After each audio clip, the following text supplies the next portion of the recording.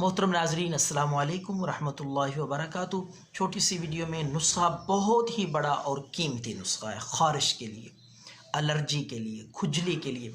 तो आपने रोगन ज़ैतून ले लेना है 50 ग्राम रोगन ज़ैतून, उसको आप थोड़ा सा गर्म कर लें।